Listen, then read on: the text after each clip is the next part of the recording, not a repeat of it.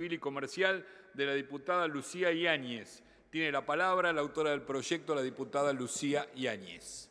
Gracias, señor presidente. Bueno, agradecer a los diputados y las diputadas por acompañar este proyecto, que es la media sanción de un proyecto que integra entre los deberes de los abogados y abogadas que inician una demanda alimentaria la necesidad de oficiar a los organismos, a AFIP y a ARBA, para integrar realmente todo lo que tenga que ver con los ingresos reales del progenitor no conviviente o el progenitor que no está a cargo del cuidado permanente.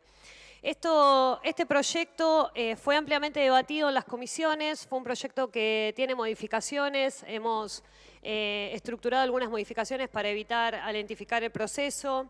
Es un proyecto que tiene como finalidad aportar a una resolución, por supuesto que no es la resolución a un problema que es muchísimo más grande, y que afecta a 7 de cada 10 mujeres en nuestro país. 7 de cada 10 mujeres que tienen hijos, por supuesto, y 7 de cada 10 mujeres que no conviven con sus parejas y que, sin embargo, no reciben una cuota alimentaria.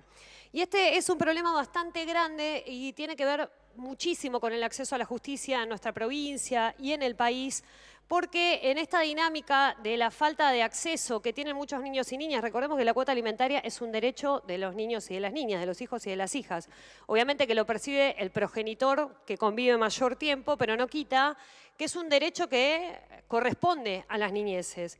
Y en este caso solo el 10% de las personas, en general mujeres, que sí reciben la cuota alimentaria, declaran que le alcanza. Es decir, que no es solamente un problema de que el 70% no lo recibe, sino que el 30% que sí la recibe es mucho menor a las necesidades. Hemos tenido fallos en el último tiempo incluso que ante el acuerdo entre partes para la automatización de la actualización de la cuota alimentaria no se ha homologado ese convenio. Digo, estamos teniendo algunos conflictos bastante centrales en este tiempo, porque además estas mujeres, hay un informe que hizo el Ministerio de las Mujeres por el cual no solamente se determina este 70%, el 10% de que los reciben no le alcanza, sino que el 45% de las mujeres no sabe la normativa que le asiste. Es decir, el 45% de las mujeres no tiene posibilidad realmente de acceder a la justicia por desconocimiento completamente de cuáles son los derechos que lo asisten. Y esto es un tema que venimos hablando hace muchos años, que tiene que ver con que nosotros no estamos solamente acá para legislar, si bien es nuestra ocupación central,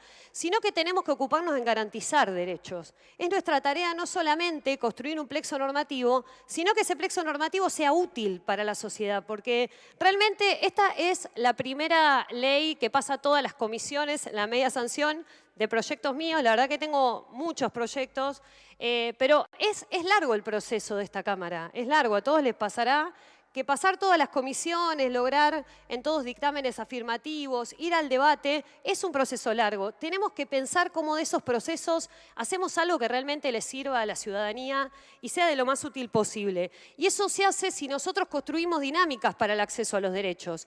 Y en esto me quiero abocar a algo que también presenté una declaración, porque hace un mes, casi atrás, se dio a conocer el cierre de 81 centros de acceso a la justicia en la Argentina. Y la verdad que puede ser que muchos no sepan de qué se trata los centros de acceso a la justicia, o qué son, o para qué sirven. Bueno, los centros de acceso a la justicia son la estructuración base de la política pública pensada para articular territorialmente todos esos derechos que se han garantizado en la legislación y en la normativa. ¿Cómo hacemos que la gente realmente pueda ir a reclamar ese derecho? Bueno, necesitamos intermediarios, necesitamos del Estado, ¿no? Esa gran mentira estructural que se ha inventado este último tiempo, que el Estado podemos no tenerlos y los Terminator y todas esas pavadas que se dicen, en realidad son todas cuestiones vinculadas a gente que jamás en su vida se vinculó con alguien que tiene una necesidad. Se referencia mucho a gente que claramente no tiene, digo, el gobierno nacional, el gobierno de Javier Milei no tiene intendentes, no tiene representantes territoriales, no tiene gobernadores, realmente no los tiene. Y demuestran amplio desconocimiento de las necesidades del pueblo, amplio desconocimiento de cómo se hace un trámite, amplio desconocimiento de la efectividad del Estado. Y por sobre todo, una vocación central de recortar sin planificar. Digamos, no, ayer se firmó un pacto donde se comprometieron 18 gobernadores, el presidente de la Nación, entre tantos otros, un pacto por la educación pública. ¿Alguien piensa realmente cómo se hace para que un niño vaya a la escuela? O sea, ¿realmente alguien puede pensar que firmando 18 personas en Tucumán eso resuelve el problema? Los pibes para ir a la escuela necesitan atención social, necesitan zapatillas, necesitan comer, necesitan resolver muchísimos otros problemas. ¿Y cómo dinamizamos esta legislación hacia esa realidad? Creo que esa es la pregunta central por la cual, por lo menos a mí, me causa muchísima indignación el cierre de los centros de acceso a la justicia, porque los centros de acceso a la justicia nacieron en el año 2008 en la Argentina, propuestos principalmente por los curas que ante la gran salida de normativa, se había dictado mucha normativa, muchos nuevos derechos, y lo que veían justamente era la dificultad que tenía la gente para ejecutar esos derechos, para garantizar esos derechos. Entonces le pidieron al Ministerio de Justicia en ese momento que pueda construir equipos que funcionen en los territorios y que ayuden a esas personas a poder garantizar y que también ayuden al Estado, porque si no, ¿para qué estamos acá sancionando leyes y para qué trabajamos tanto si no va a ser efectivo? Sin embargo, hoy, abiertamente y por un comunicado oficial, se habla de cajas, se habla de falta de atención. En los últimos 4 años, los centros de acceso a la justicia nacionales atendieron 623.000 personas y 1.400.000 casos. Yo quisiera saber qué política pública que se sostenga en nuestro país tiene semejante alcance. Me parece que ninguna. Por eso es que hay que empezar a planificar un poco. Es lindo decir pavadas por Twitter, debe ser divertido, bueno, no sé, no lo hago, pero estimo que debe ser fácil. El tema es ponerse a laburar, eso es un poco más difícil. Y hay que ponerse a trabajar pensando cómo vamos a garantizar eso que están firmando, cómo vamos a garantizar eso que están proponiendo. Digo, que en una propuesta bastante central que se hace. Entonces, a este gobierno le encantan los números. Bueno, hablemos de los números entonces, porque esta política pública, incluso, fue una política pública que acrecentó Macri en su gobierno. Es decir, que no es solamente algo que pensamos nosotros que es importante. No. Macri y Vidal en su momento acrecentaron los centros de acceso a la justicia, los potenciaron y además incluyeron un montón de trabajadores que para ese momento faltaban. Entonces, ¿cómo es esto en la posibilidad de que ahora se recorte sin ninguna determinación?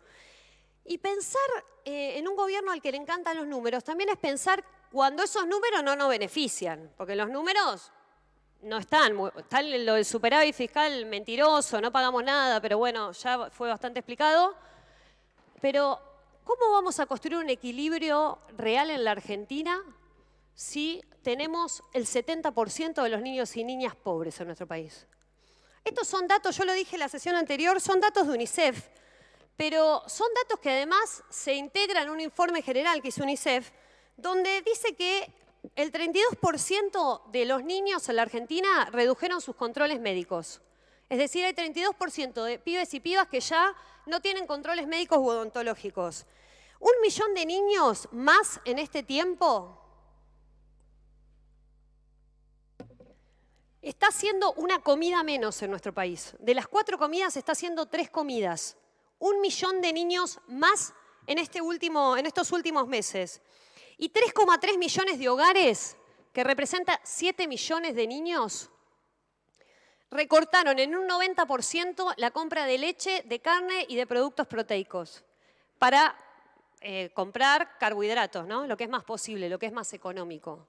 Entonces, digo, ¿cómo piensa el futuro? ¿Cómo se piensa el futuro? A ver si nos explican. ¿Cómo se piensa el futuro si las niñeces, si los pibes entre los 2 y los 6 años, que es el momento de mayor desarrollo humano de un pibe, el desarrollo mental, no estamos pudiendo alimentarlos siquiera? ¿Cómo se piensa si no tenemos al Estado presente para comprarles zapatillas, generar posibilidades de que tengan servicios? ¿Cómo va a ser? Entonces, quiero agregar una cosa más. En la política hay un principio que dice el que se enoja pierde. Yo estoy totalmente en contra de ese principio. Yo les propongo, enójense, viejo.